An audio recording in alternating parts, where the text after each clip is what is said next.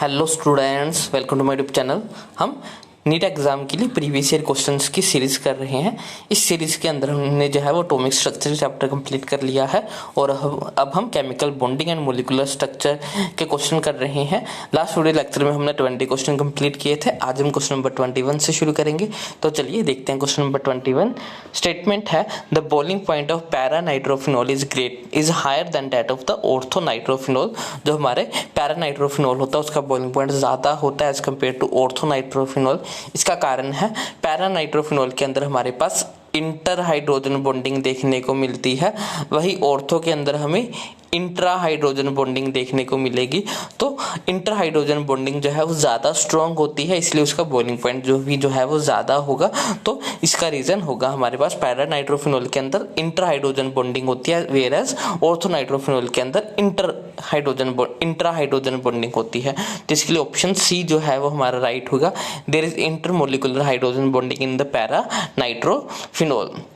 Next है question number 22। Which one of the following is the correct order of the interaction. हमें बताना है कि दिए गए ऑप्शंस में से सबसे करेक्ट ऑर्डर इंटरेक्शंस का क्या होगा। तो सबसे ज़्यादा स्ट्रॉन्ग दिए गए में से सबसे ज़्यादा स्ट्रॉन्ग कोवलेंट, उसके बाद डाइपोल डाइपोल, उसके बाद हाइड्रोजन बॉन्डिंग और उसके बाद हमारे वंडरवाल फोर्सेज। यानी कि ऑप्शन बी कोवलेंट, फिर डाइपोल डाइपोल, फिर हाइड्रोजन बॉन्डिंग, सबसे कम हमारे वंडरवाल। तो ऑप्शन बी राइट होगा क्वेश्चन नंबर 22 के लिए। Next question number 23। Strongest hydrogen bond is shown by. जो हाइड्रोजन बॉन्ड होता है वो इलेक्ट्रोनेगेटिविटी के ऊपर डिपेंड करता है। जितनी ज्यादा इलेक्ट्रोनेगेटिविटी उतना ज्यादा स्ट्रॉन्ग हाइड्रोजन बॉन्ड। तो ऑप्शन डी जो है वो हमारा ऑप्शन सी जो है वो हमारा राइट होगा, हाइड्रोजन फ्लोराइड। ऑप्शन सी यहाँ पे राइट होगा। Next question number 24। Which one of the following formula does not correctly represent the bonding capacity of the two atoms involved। हमें बताना है कि इसमें से कौन सा बेसिकली मोलिकुलर स्ट्रक्चर जो है वो गलत रिप्रेजेंट किया गया।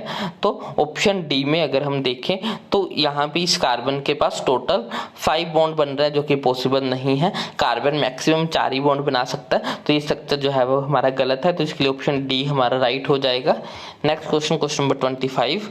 Which one shows the maximum hydrogen bonding. सबसे ज्यादा हाइड्रोजन बॉन्डिंग हमारा HF शो करेगा, hydrogen fluoride. Next question number 26।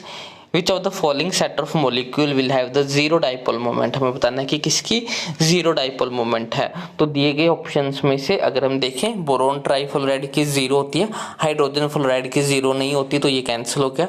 Nitrogen trifluoride की जो है वो हमारे पास जीरो नहीं होती, बोरोन ट्राइफ्लोराइड की जीरो होती है, बेरियम डाइफ्लोराइड की भी जीरो होगी, कार्बन डाइऑक्साइड की जीरो होगी, 1,4 डाइक्लोरोबेंजीन का भी जीरो होगी। तो ऑप्शन सी हमारा राइट होगा।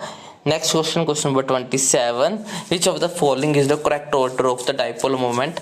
हमें बताना है कि किसमें जो ऑर्डर है डाइपोल मोमेंट का वो सबसे सही है।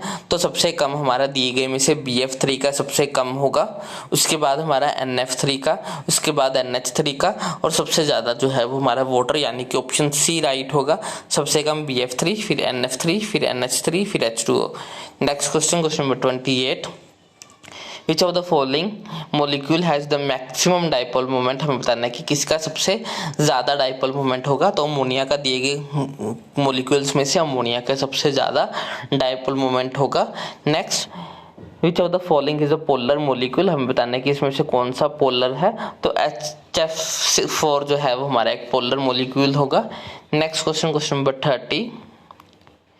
The electronegativity difference between N and F is greater than the between NH, yet dipole moment of NH3 is greater than the NF3।